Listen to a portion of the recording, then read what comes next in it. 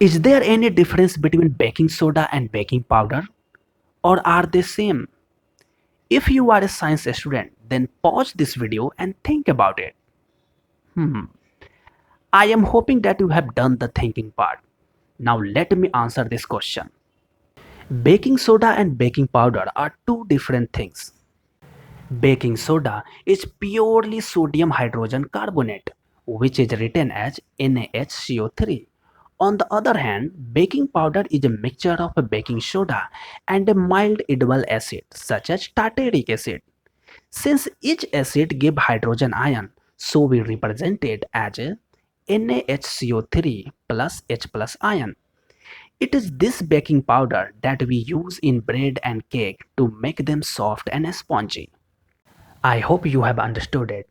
To watch more video like this, please subscribe my channel and help me to grow this channel. Thank you.